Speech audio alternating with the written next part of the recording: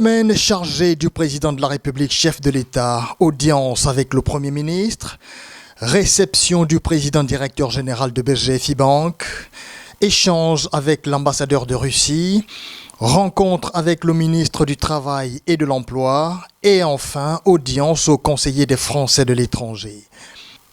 31 mai, réception au palais du bord de mer du Premier ministre Rose Christiane Ossouka Ponda, accompagné d'Herman Imongo, ambassadeur du Gabon en Éthiopie, représentant permanent à l'Union africaine.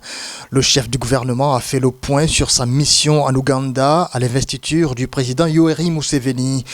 Il était également question de faire le tour d'horizon des grandes questions continentales de l'heure par le diplomate gabonais au président de la République.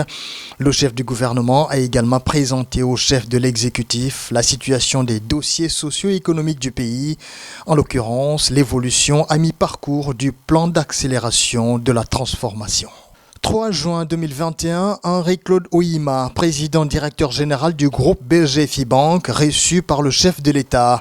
Ali Bongo Ondimba tenait à adresser ses félicitations au patron du groupe bancaire pour ses performances.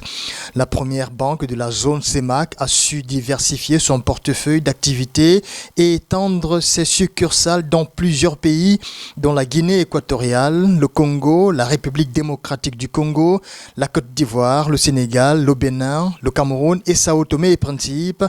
Ali Bongo Ondimba et son hôte ont également évoqué la possibilité de créer une synergie entre l'État gabonais et l'institution bancaire, ainsi qu'un accompagnement dans la réalisation de certains projets structurants en vue d'améliorer le quotidien des Gabonais.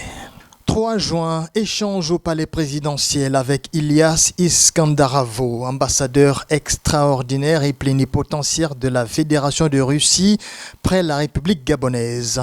Question de coopération bilatérale entre le Gabon et la Russie, convergence de vues entre les deux États sur les questions internationales et sur le plan économique, renforcement de l'axe Libreville-Moscou dans des domaines aussi variés que le bois, l'énergie, les hydrocarbures, le gaz naturel.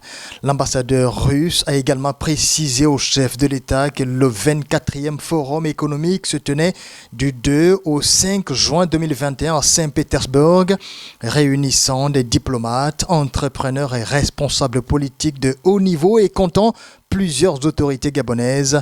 Ce forum est une plateforme pour traiter des questions économiques majeures auxquelles font face le monde en général, la Russie et les marchés émergents. Le même jour, le président de la République a accordé une audience à Didier Lespinasse, récemment nommé conseiller des Français à l'étranger, venu faire ses civilités au chef de l'État et présenter son plan d'action sur la gestion des ressortissants français vivant au Gabon. Dans la même journée, Ali Bongo Ondimba a reçu en audience le ministre de la fonction publique, Madeleine Baird, venue présenter le rapport définitif de l'opération de recensement biométrique des agents de l'État. Cette mission d'envergure va permettre de bâtir une véritable politique des ressources humaines au Gabon et surtout aboutir à une meilleure maîtrise du recrutement au niveau de la fonction publique.